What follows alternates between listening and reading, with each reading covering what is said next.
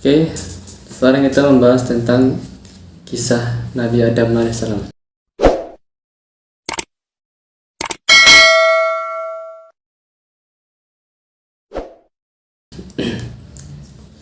Yang mana Nabi Adam ini Nabi yang pertama diciptakan oleh Allah Subhanahu wa Ta'ala pertama kalinya. Nabi Adam alaihissalam merupakan manusia pertama yang diciptakan Allah Subhanahu wa Ta'ala. Adam diciptakan untuk menjadi khalifah, untuk pemimpin di muka bumi. Ada banyak hikmah yang bisa dipetik dari kisah Nabi Adam alaihissalam. Suatu ketika Allah Subhanahu wa Ta'ala memberitakan kepada para malaikat bahwa Ia akan menciptakan makhluk dari bangsa manusia. Makhluk ini diciptakan dari Allah Subhanahu wa Ta'ala ke tanah di bumi yang nantinya juga akan menjadi khalifah di bumi. Kisah ini terdapat dalam surat Al-Baqarah ayat ke-30. Allah lalu menciptakan manusia sebagai makhluk yang paling sempurna. Manusia diberi akal, tubuh, dan jiwa. Allah melengkapi ciptaan itu dengan meniupkan ruh Nabi Adam alaihissalam. Saat ruh di mulut, Adam bersin sambil mengucapkan Alhamdulillah, segala puji bagi Allah. Itulah ucapan pertama dari seorang Adam, manusia pertama di saga. Allah menyebut ucapan Adam dengan menjawab Yarhakumullah, rahmat Allah atasmu. Allah melengkapi Nabi Adam dengan ilmu pengetahuan. Para malaikat pun diminta untuk bersujud sebagai bentuk penghormatan pada Adam. Saat semua malaikat bersujud, ada makhluk berupa iblis dari bangsa jin yang menolak untuk bersujud. Iblis menolak untuk bersujud karena merasa lebih baik daripada manusia, karena diciptakan dari api.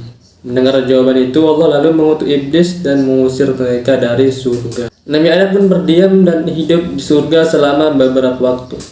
Suatu ketika Adam merasa kesepian dan Allah Subhanahu wa Ta'ala pun menciptakan Hawa untuk menemani Nabi Adam alaihissalam. Adam pun menikahi Hawa dan mengizinkan mereka berdua tinggal di surga dengan syarat tidak mendekati pohon khuldi. Bertahun-tahun Adam dan Hawa mematuhi aturan itu sehingga syaitan perlahan terus mencoba merayu mereka dengan tipu daya iblis. Nabi Adam lalu memetik buah pohon tersebut dan Hawa makannya bersama Hawa. Namun setelah itu Adam dan Hawa langsung dihinggapi rasa bersalah dan aurat mereka tiba-tiba terbuka karena melanggar perintah Allah Subhanahu wa Ta'ala, lalu memerintahkan Adam dan Hawa turun ke bumi. Adam dan Hawa diturunkan di tempat yang berbeda. Selama 40 tahun mereka saling mencari dan bertemu di padang Arafah atau Jabal Rahmah, bukit yang penuh kasih sayang. Saat turun di bumi, Adam meratapi kesalahan. Adam dan Hawa memohon ampun kepada Allah Subhanahu wa Ta'ala dengan bertobat. Bumi yang berbeda dibandingkan surga membuat Adam dan Hawa banyak belajar dari berbagai tentang dan kesulitan, mulai dari bercocok tanam, beternak, dan melindungi tubuh dari berbagai cuaca. Adam dan Hawa juga membangun keluarga di bumi dengan melahirkan hingga 40 anak.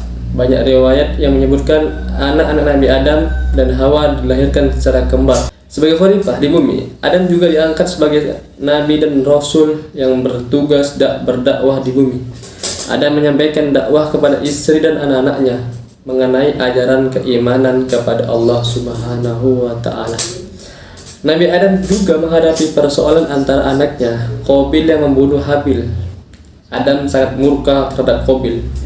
Allah lalu mengaruniai Nabi Adam dengan anak laki-laki yang tidak memiliki saudara kembar, yang diberi nama Syed. Syed merupakan anak yang cerdas dan berakhlak baik. Keturunan Syed kelak melahirkan Idris. Nabi Adam alaihissalam lalu jatuh sakit saat berusia 960 tahun dan berwasiat kepada Syed untuk meneruskan dakwah. Malaikat lalu mencabut nyawa Adam, memandikannya, menghafani dan menyolatkan dan menguburkannya.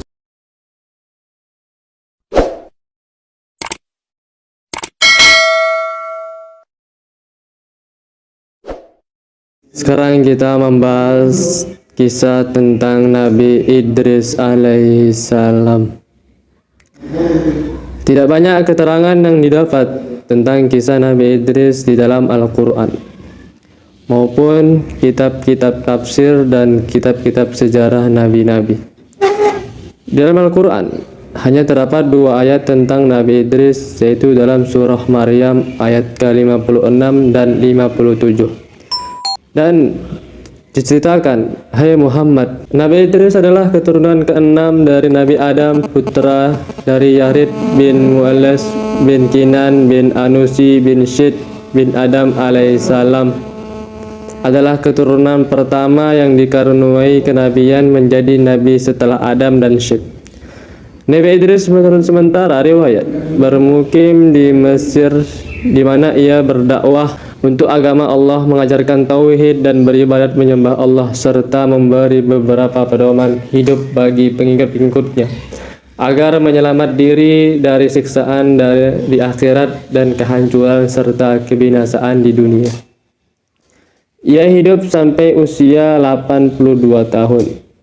Di antara beberapa nasihat dan kata-kata mutiaranya ialah: yang pertama, kesabaran yang disertai iman kepada Allah membawa kemenangan.